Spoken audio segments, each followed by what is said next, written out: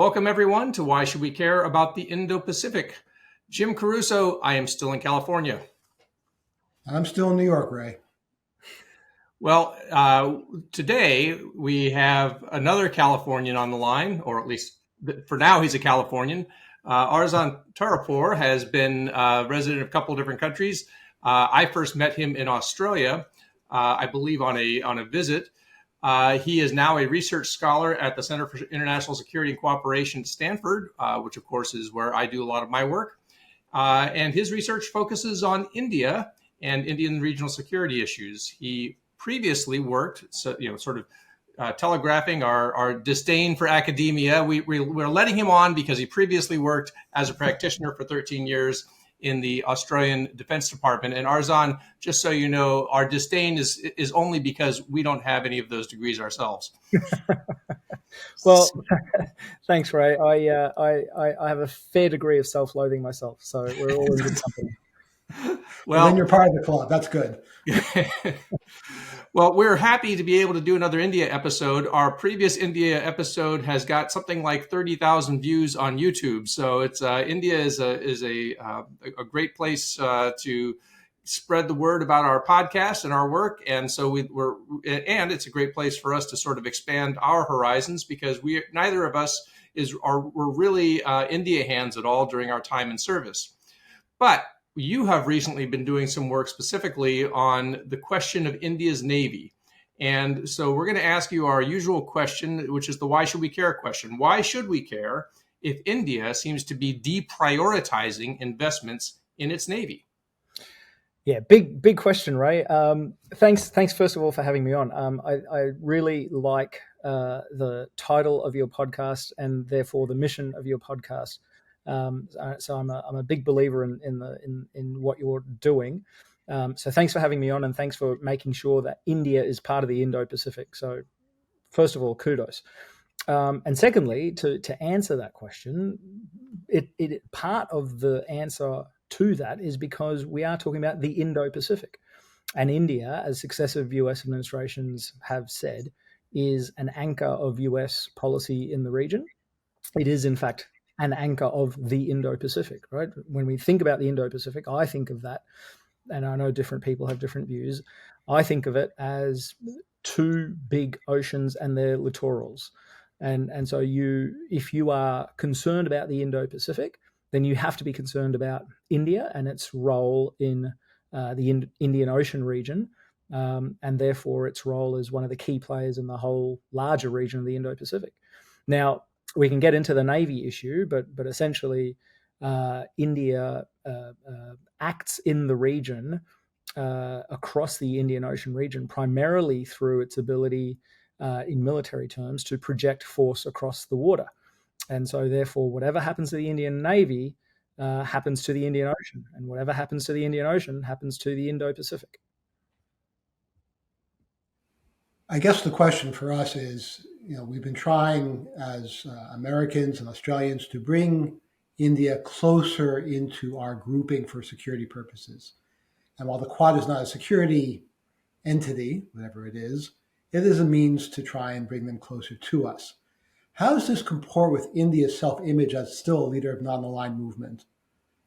So I think, first of all, non-aligned has been sort of overtaken by a gentler version of a similar idea, which is essentially strategic autonomy, right? And I think in today's India, the way that idea is most often or most compellingly expressed is India as being one of the poles of a multipolar world. I think that is the way that the current government of India sees its role in the world, as one of the poles in a multipolar system. And so they would probably take exception to the idea that the US and Australia are the point to which India is being drawn, right? Because from their point of view, they are an independent and powerful actor in the world, as is the United States. And the two countries, the US and India, have a certain degree of overlapping interests, but also a certain degree of policy divergences, like any two countries would. And so while the US and Australia are treaty allies and have been historically very close, very deep and broad relationship. The relationship with India is newer, less deep, less broad, but very important because it is a very big and powerful country. And so the issue is not about bringing India in, right? Because that's the sort of mentality of the US leading a bloc. That's not the correct framing here. The correct framing is there are several countries that matter, that shape the Indo-Pacific, and the United States and India are two of the most important countries in the region. And to the extent that they have overlapping national security interests, it behooves them, as well as other middle powers like Australia, to work more closely together. And so that's where a lot of my research lies, in trying to understand what are India's interests, what are those overlaps, what are those divergences, and how can we all work as best as we can together to maintain, as the governments would call it, a free and open Indo-Pacific. So from an India layman's perspective, I would perceive, so India has a lot of overlapping interests with the United States vis-a-vis its northern neighbor China, right? To some degree, China is maybe even almost overtaking Pakistan as India's chief, security concern. Yep. Whereas we have very divergent interests when it comes to other major nations on the U.S. Radar, if you will, Russia and Iran. Yep. So, so then, if we are able to say, is it possible for the U.S. and Australia to sort of separate those two things out when it comes to dealing with a problem like the Indian Ocean? Yeah. So first of all, your characterization is correct, is spot on. And in fact, from the Indian point of view, they've been dealing with China as a sort of adversary with varying levels of intensity for longer than the US has, right? So from the Indian point of view, which fought a war against China in 1962 on their common border, which has been disputed ever since, China has always been something of an adversary to greater or lesser extents. And in 2020, when there was a major border crisis begun, since then, that security competition between India and China has intensified, but it's always been there to a degree. And from the Indian point of view, don't forget it was the United States that in the post-Cold War decades considered China to be sort of winnable, to be integratable into the international system as a responsible power. And so from the Indian point of view, it was the United States that built up China as an adversary. And so they have recognized from their point of view for a longer time the true nature of China as a security challenge to be dealt with. So how does the Navy fit into meeting this challenge? Yeah, very good question. Because so the way Ray originally characterized it as India's northern neighbor is correct.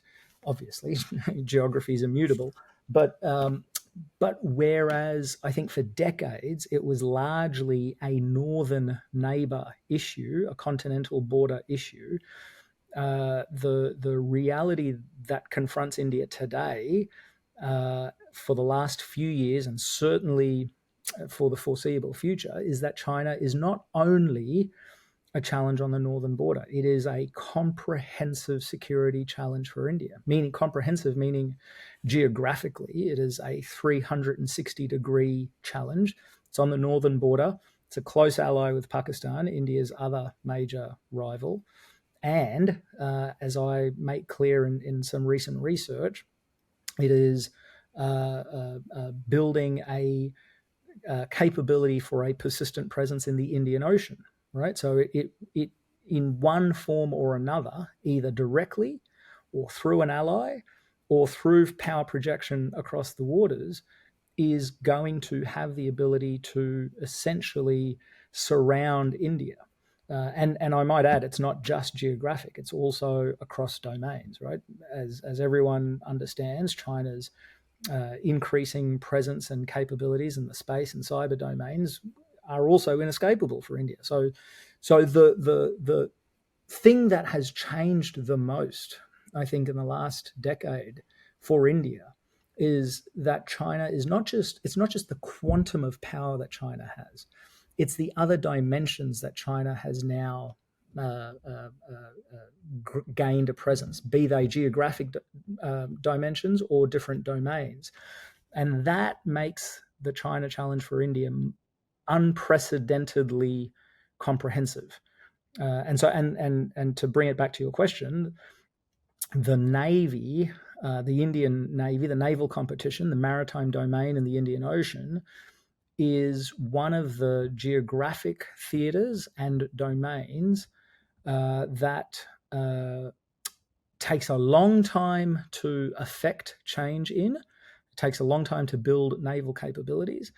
And my concern is that China's power is increasing so quickly that it will be impossible for India to catch up to China in the Indian Ocean.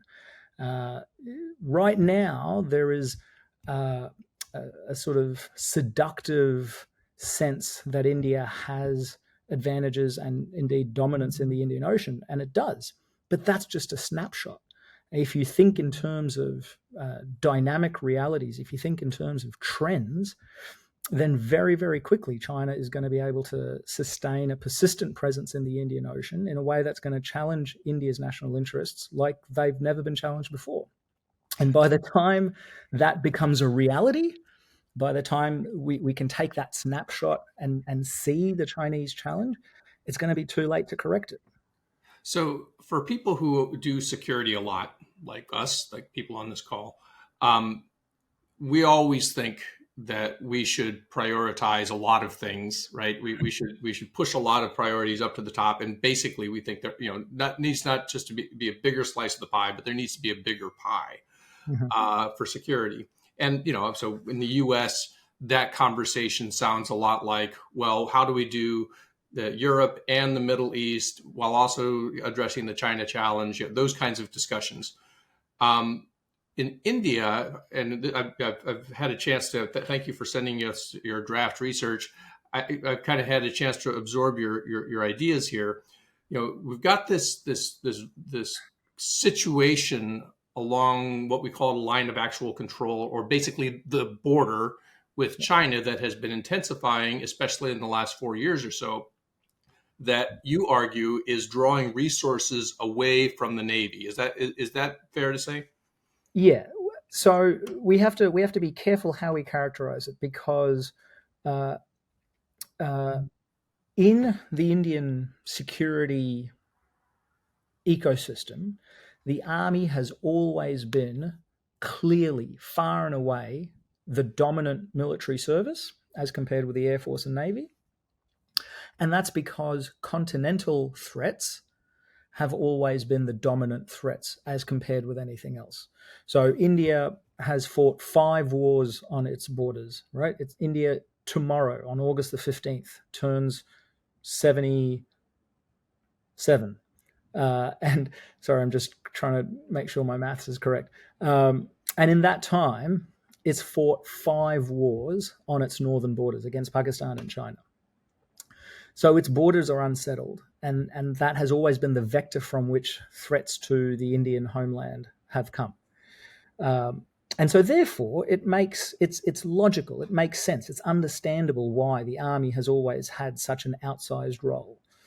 But my argument in this research and previously as well has been that the international system is changing, and that India's neighborhood is changing, and the array of threats that India faces has been changing. You are absolutely right, Ray, that whenever you read a national security strategy from the US, it says that everything is priority number 1, and that's problematic. And it is a tough problem to say, what will you prioritize at the cost of what? And my argument is that there has always been this imbalance towards continental threats and an imbalance towards resourcing the army adequately. My argument has been that it is time to rebalance that allocation of resources. And I think and I've compiled some of this research, that in the previous, in the first 2 decades of this century, for argument's sake, if you take as a starting point the year 2000, and if you take the 2 decades between 2000 and 2020, when the Ladakh border crisis began, you saw a significant degree of Indian investment in the Navy, capability development, right? So long-term investment in capability. So we're not talking about exercises, we're not talking about operations, we're talking about building capability for the future. We saw a fair degree of action on that in between 2000 and 2020.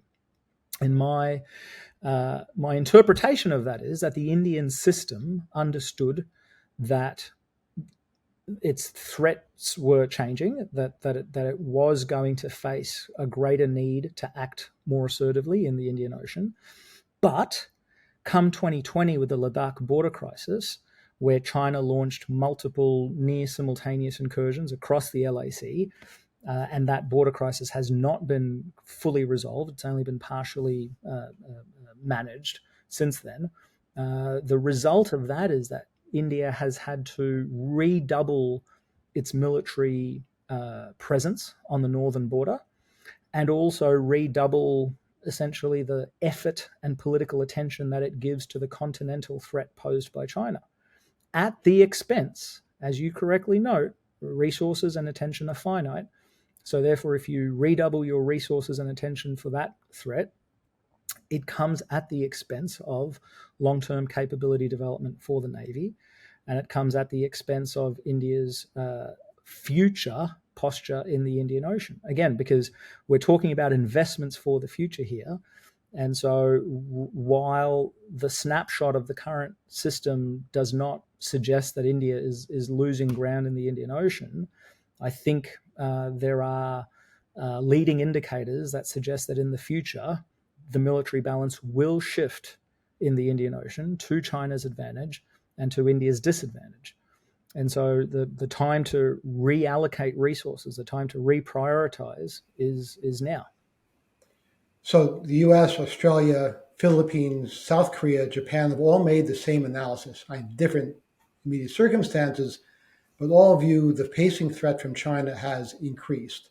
And therefore, further cooperation and tightening of the alliances was absolutely necessary, to the point now we have AUKUS and the sharing of most critical US technology with Australia to develop submarines.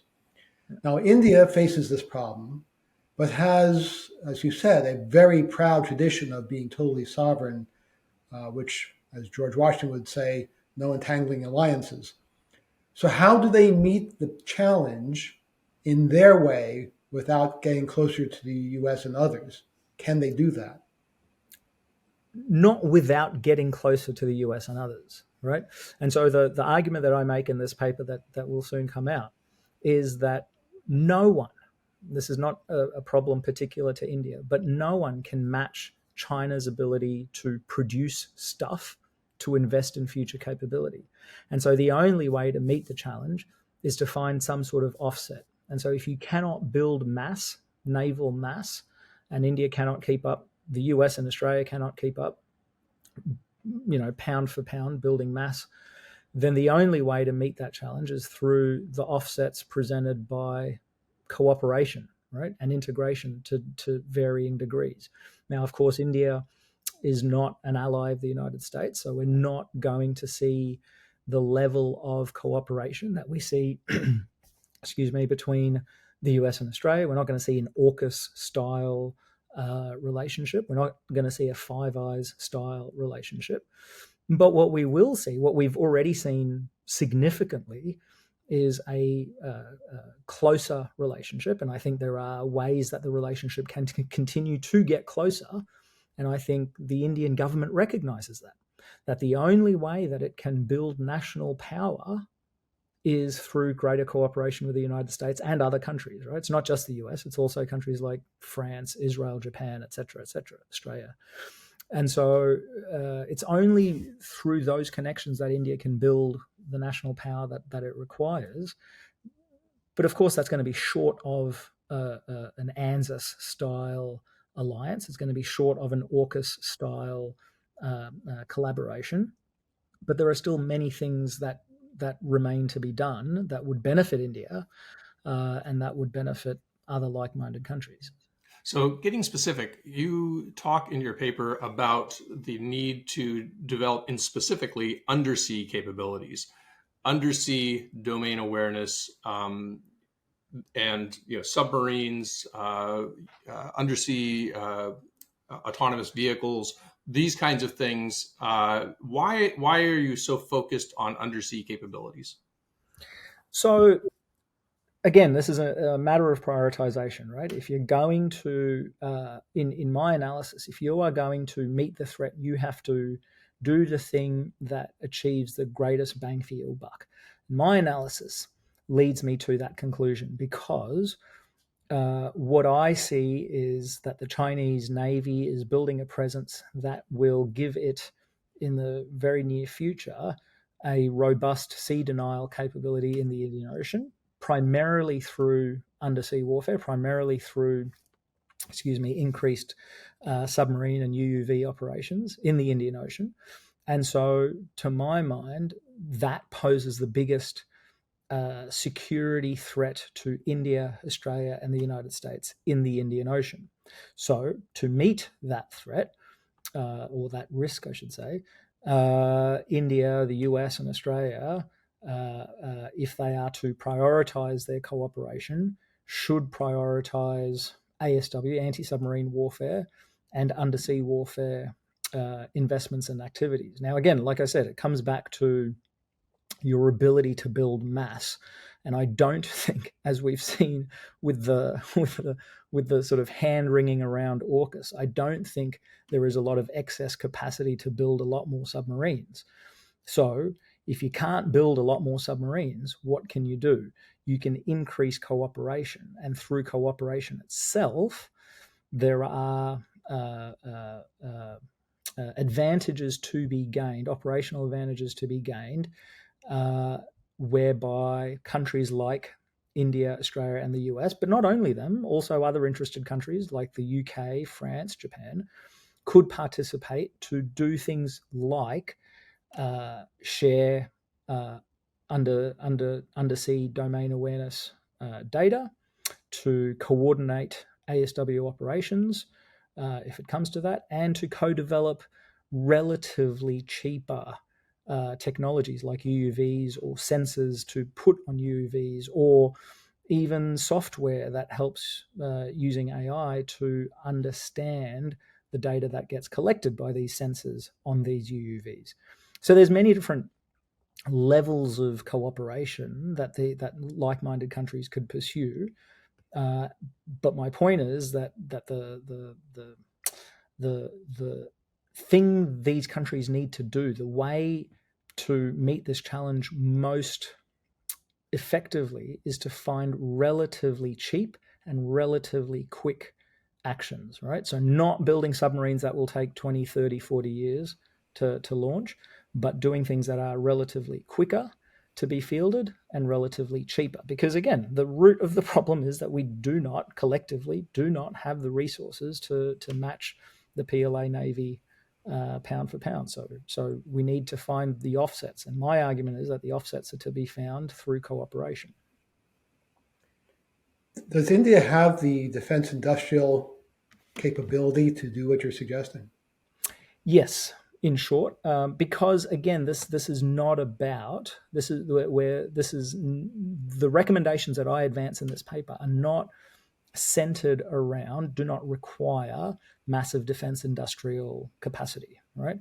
The recommendations that I am suggesting require instead something that may be an equally scarce supply, which is political will to cooperate, to share data, to coordinate operations, and, for example, innovation ecosystems, R&D networks that can collaborate across national borders, right?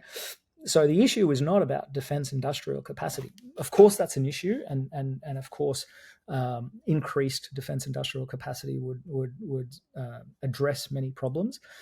But the recommendations that I'm making in this paper get around that problem. They suggest that there are other things that countries like India and the US and Australia can do if we can, for example, more effectively collaborate on innovation on UUVs and their sensors.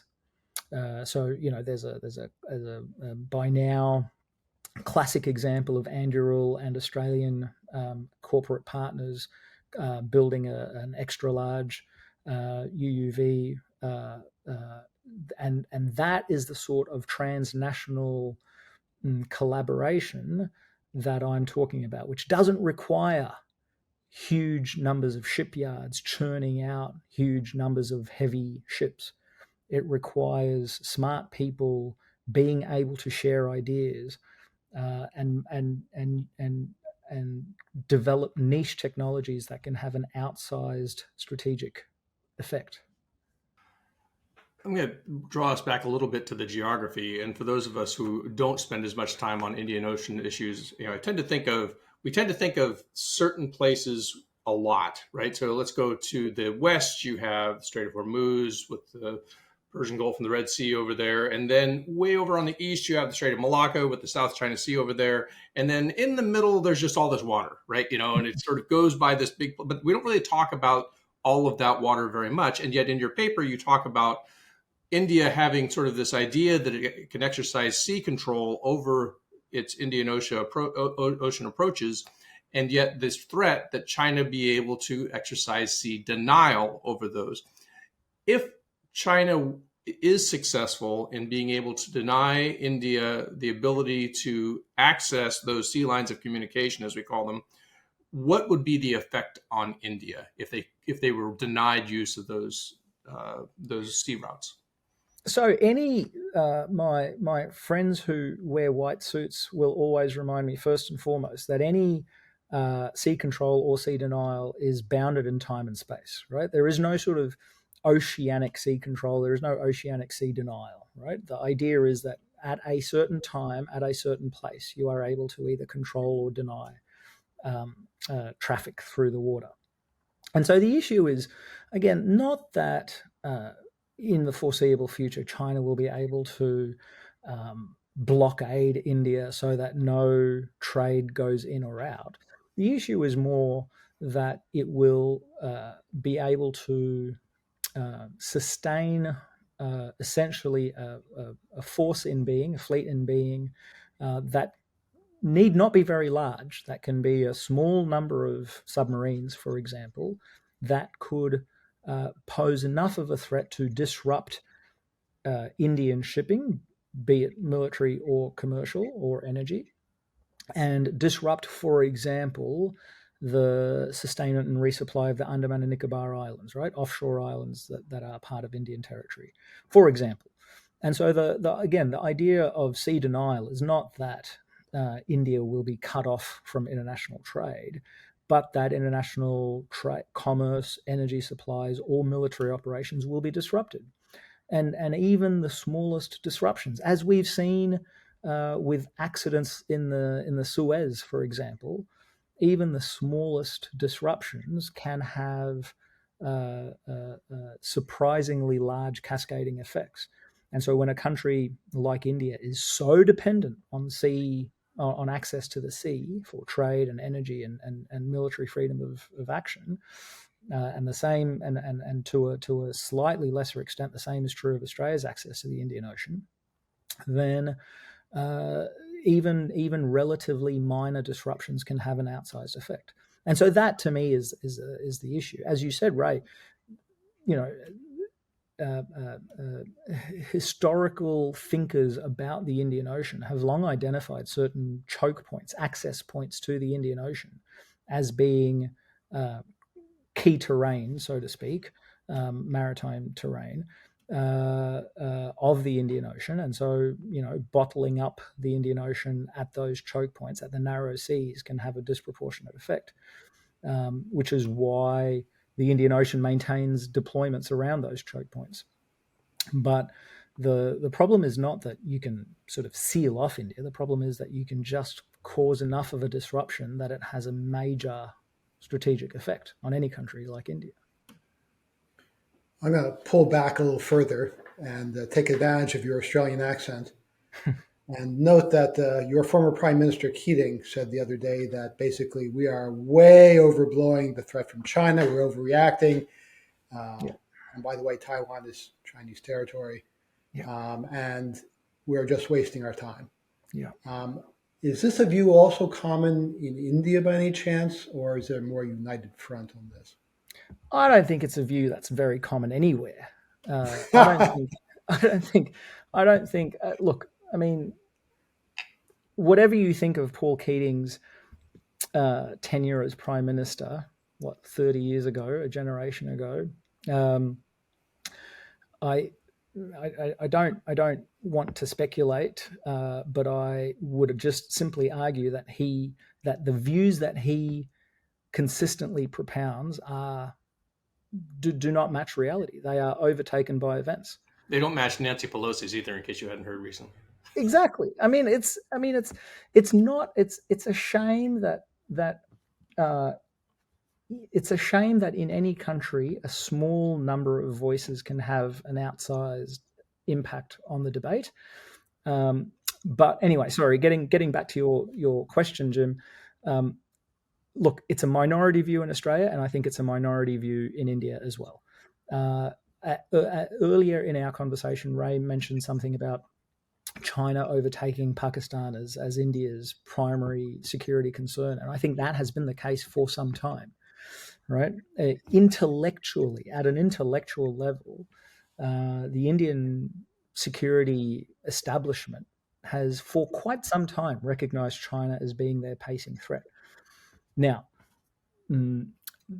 resource allocation, military organization, et cetera, are all pretty sticky. So it takes, they are lagging indicators. It will take some time for those material manifestations to catch up to this understanding of China. But I think India, the consensus view in India certainly is that China is their pacing threat, just as it is for the US and Australia.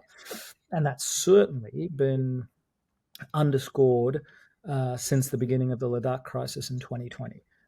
If anything, what that did was it shrank the space for any dissent to that view. It made that view so difficult to argue with that those voices that in India may have previously given some more benefit of the doubt to China no longer carry any water. And so the question now is, okay, China is the pacing threat. What do we do about it? What about China is the most important thing? And that's the sort of debate that I am engaging with in my recent research.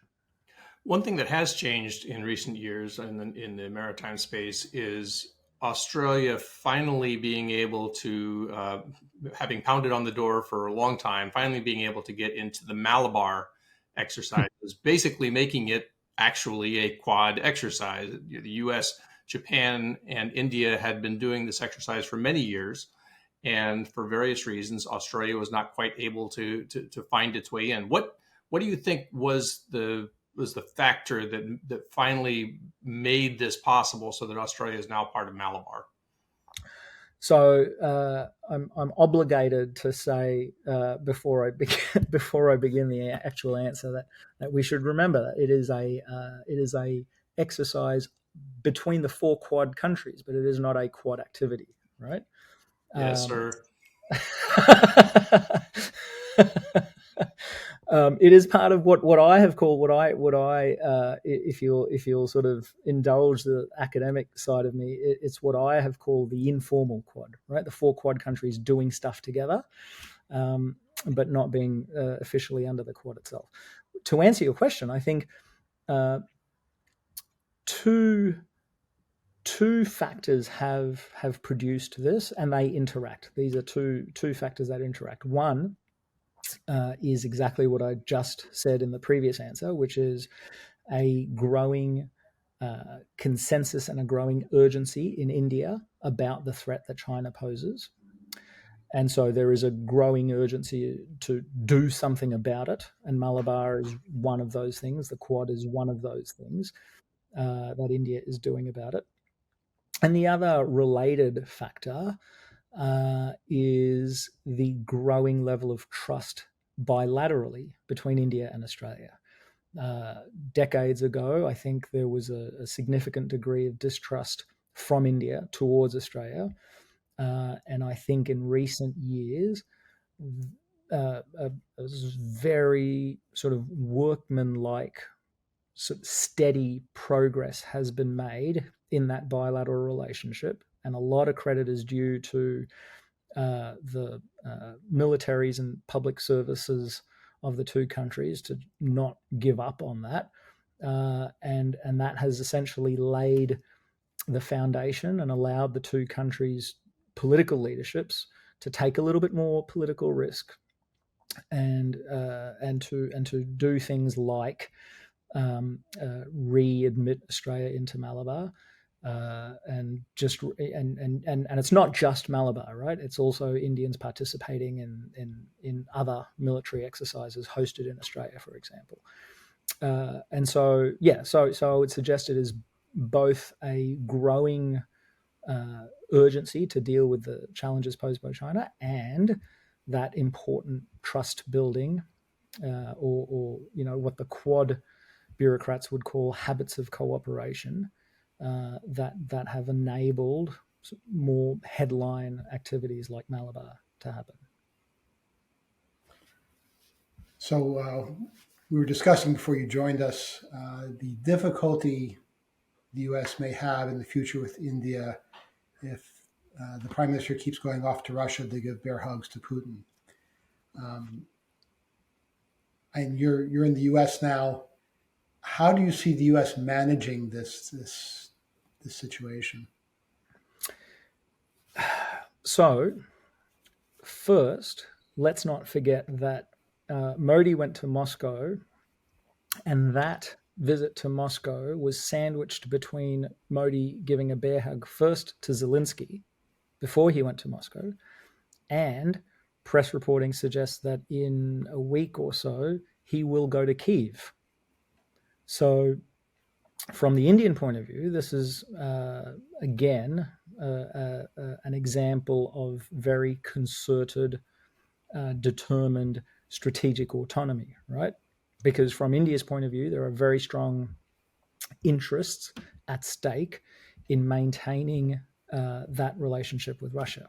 It's a very old relationship, and it's a relationship on which India depends very critically.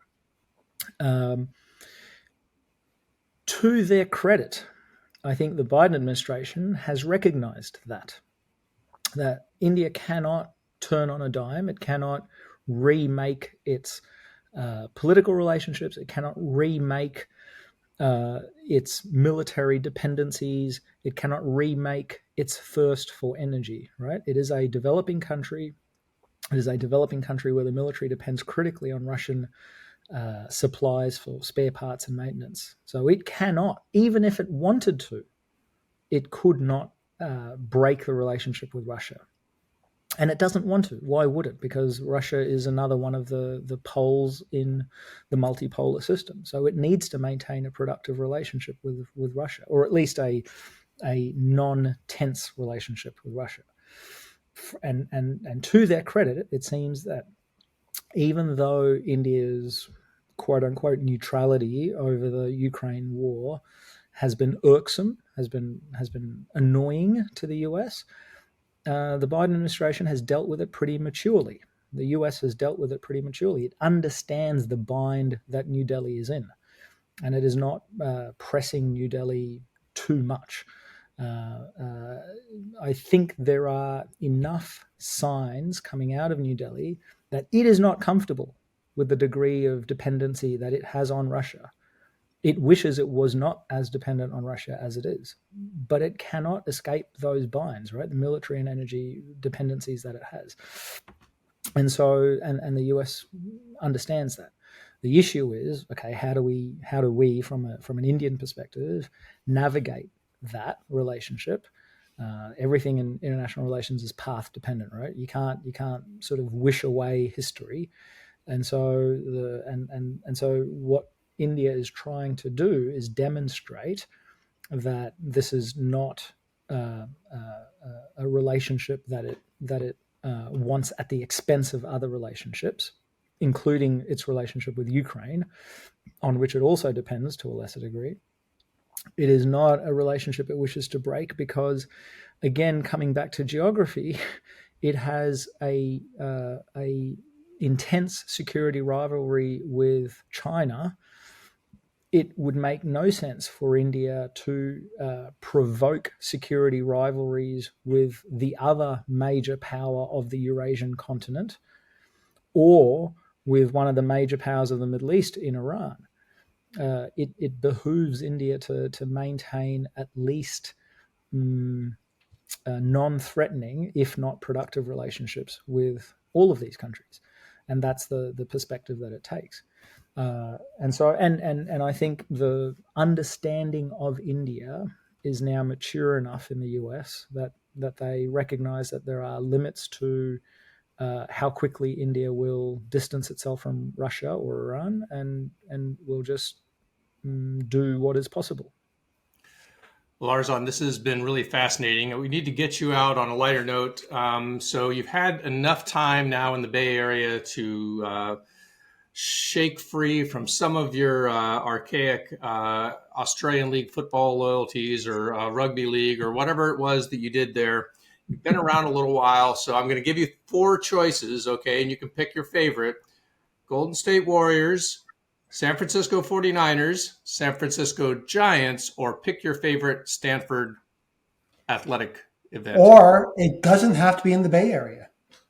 What? Excuse me. Yes, you can be expansive. You Yankees can just kind of quiet down over there, all right? We're talking about local. I didn't name a team, America's team. Well, look, especially after just what just happened in the Olympics, I think I'd be remiss if I didn't pick the Golden State Warriors and their star performers of the last week or so. I thought you were going to mention I think was it 27 medals that Stanford athletes won in the Olympics. That's right. It was an incredible number. That's right. Bigger than many countries. Almost as big. Certainly more than New York. Yeah, all of those, whatever universities they have in that other place.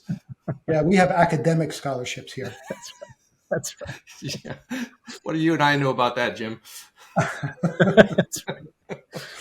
There is for people who have not physically traveled these roads on the edge of campus. I don't know if it's still there, but last year certainly there used to be this big sign on the edge of Stanford's campus lauding some Stanford athletic team. I think it was women's gymnastics or something, in big letters and big, faces of the athletes, and almost as an afterthought or a postscript down the bottom. And it said, "Oh yeah, and also Stanford's Nobel laureates." You know where our bread is buttered. What do they play? Exactly. All right, Arzan, this has been fantastic. Really appreciate you joining us. We're definitely going to have to do this again. Thanks very much, guys. Appreciate it, and thanks for spreading the good word.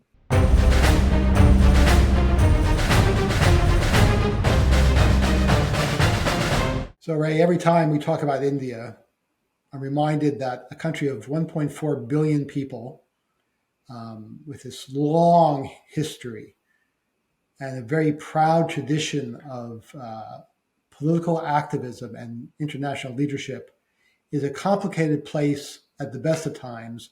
And for us to try and understand it as outsiders is really tough. Yeah. And I think, as I said, you and I, neither one of us sort of grew up in the South Asia environment. We were a little further to the east. And so I always feel like I'm coming from behind the curve. And yet the issues there are so large and so pressing.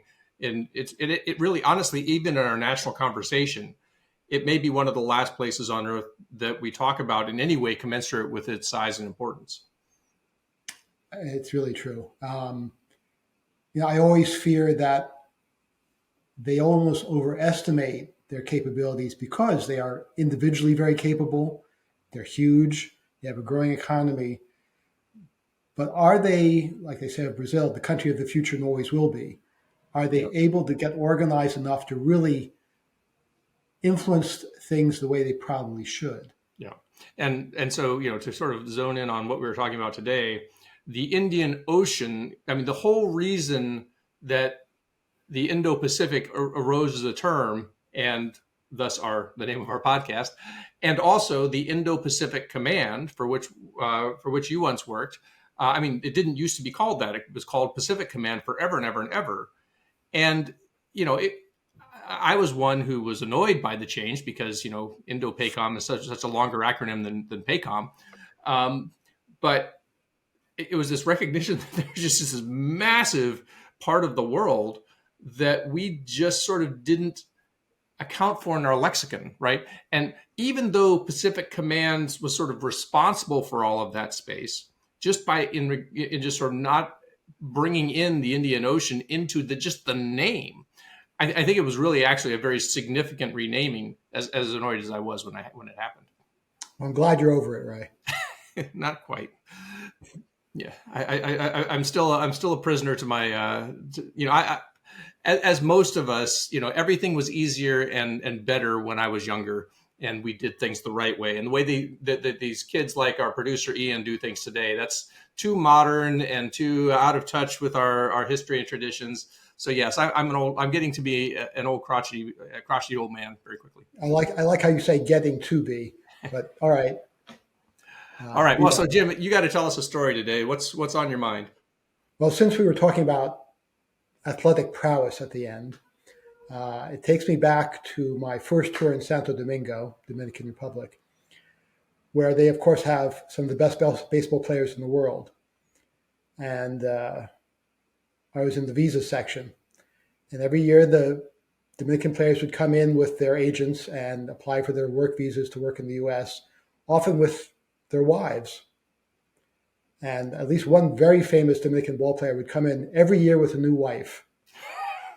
And we questioned how he could have so many wives. And we were told he's a very good baseball player. So that's one. Two, they have the Winter League there, right? And baseball games in the Dominican Republic are a different affair. First of all, between innings, they have go-go girls on top of the dugouts dancing in skimpy little outfits. They sell cigars. This doesn't happen at Yankees games? Only ad hoc. They sell cigars and little bottles of rum from the vendors. So the games are very exciting. And sometimes out in the parking lot, they have chicken fights, cockfights.